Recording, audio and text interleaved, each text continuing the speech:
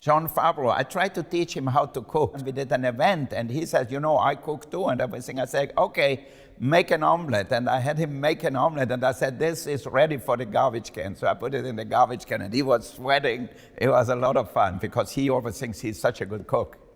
Hello, I'm Wolfgang Puck and this is a breakdown.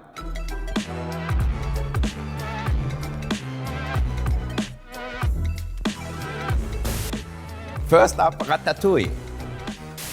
How have you decided this evening? Your soup is excellent, but we order it every time. Yeah.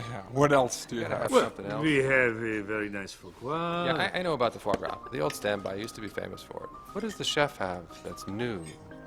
Our customers always ask for special dishes or for special ingredients. We have a lot of vegan customers and so forth. For us in the kitchen, it's almost normal now to accommodate everybody. Not totally everybody, but whatever we can do. I think it's really an important part in the restaurant business to accommodate the guests because they have many choices. If we don't accommodate them, somebody else might.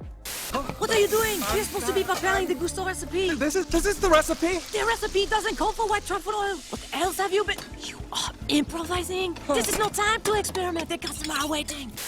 I love the improvisation in cooking. Cooking to me is like painting. You can add a little more pepper or a little more olive oil or some different kinds of herbs and spices and you make a complete different dish. You can make it taste like it came out of Morocco or out of Persia or out of France just by adding different spices.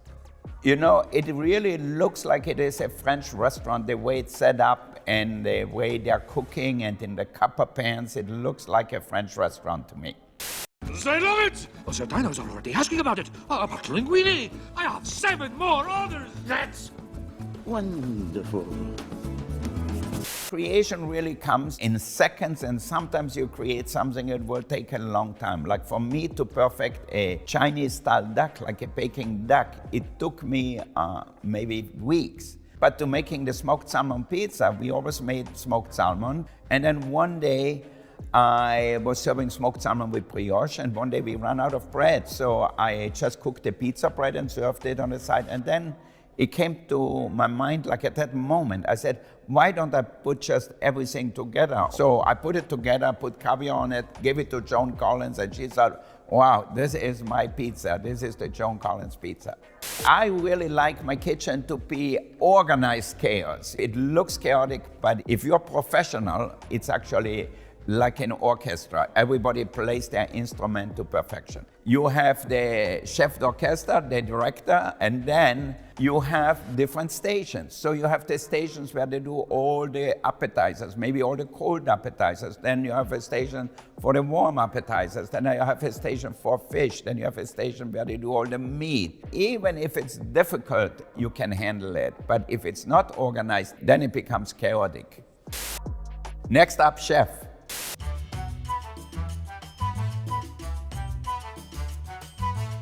Jon Favreau, I tried to teach him how to cook. I remember when he came to the Bel Air Hotel one time, we did an event and he said, you know, I cook too and everything. I said, okay, make an omelet. And I had him make an omelet and I said, this is ready for the garbage can. So I put it in the garbage can and he was sweating.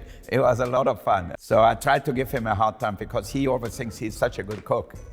This is an interesting clip because Jon Favreau, to me at least, should be the chef, not the prep cook. He worked like a prep cook there. So in a way, the organization is not really straightened out. But if he didn't have anybody to cook with or nobody showed up, he had to do it.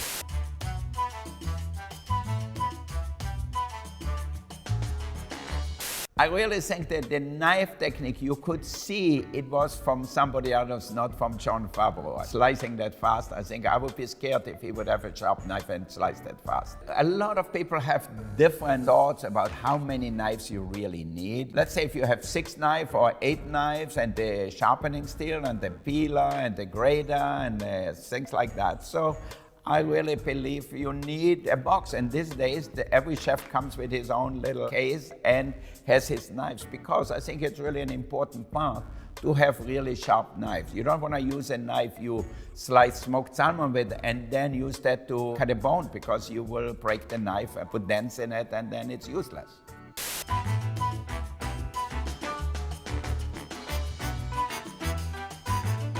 prep work starts in the morning, like we go to the fish market, to the farmer's market, find the best ingredients, and then decide what to cook. Sometimes we bring all the sous chefs together and says, what do you do with the Santa Barbara shrimps? What would you do with the hamachi? What would you do with fennel and the new tomatoes? Let's fast forward. No, come over here, look. See this water? Bang. Is it hot? Yes. Tell him it's hot. He was checking if the grill is hot, so he put water on it, but you have to be careful not to put cold water on it. So I think for me, I just check it with my hand. I know if it's hot. I don't touch the grill, just put the hand over it and you can feel the heat. But for the inexperienced one, you have to put water in it. Oh, look at that. Okay, see how golden that is? That's how you want it to be every time. You gotta be like a robot. You know, I really love to use the panini grill. I use it in my home very often to cook a steak, to cook fish. My wife loves it. The panini grill is really a great way to cook because it cooks a dish from both sides. Now here they were making a Cuban sandwich. You want it to be cooked and pressed at the same time. I really believe the Cuban sandwich has to be nice and crunchy and crispy in the outside because it's this French baguette, the simple baguette dough, you know, not the sourdough. And then the inside gets warm also. I like when the whole sandwich warms it up, the cheese melts, so you get all the flavors combined together with the mustard, the pickles, whatever you put in it. So you have different temperatures and different textures, which makes a sandwich from just ordinary to extraordinary.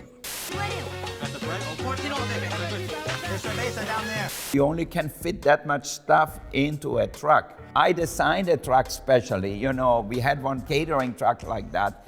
And it was fun for 1 day or for 2 days. But it's a complicated thing. It looks so easy, but you have to go back to a place where the inspectors check everything. So it's not an easy thing to drive around in a truck. It's certainly not for me. I said, why should I drive in a truck?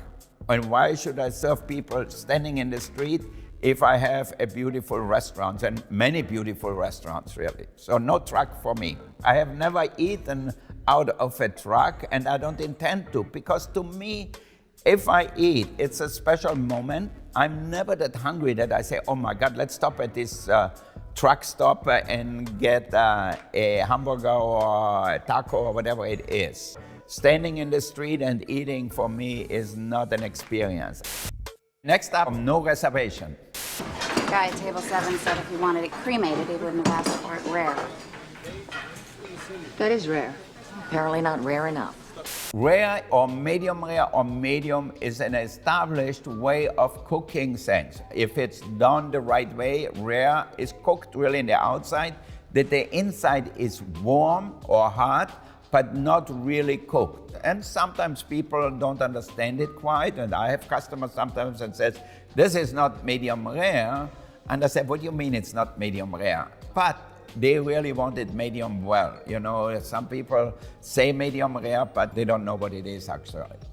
Look, these are ad agency people. They spend a lot of money here. No tantrums tonight, just fire another one. I generally don't try to argue with the customers because it gets me upset and maybe the customers too. So I just say, okay, you know what, they don't know exactly what they mean. We have to wait or the manager go to the customer and says, would you like it a little more cooked? And we don't try to make them feel bad in front of their friends or family or business partners, whatever it is. I'm not gonna say, what, you don't know what rare is? This is rare, so then he will feel bad and might not come back. From the ass on 7 again, he wants to know whether you've ever seen a rare steak before. When I was young, I would get so upset. I used to go and confront the customers, especially when I cooked fish. I remember one time, Ray Stark, a famous Hollywood producer, he said, I want my halibut really dry.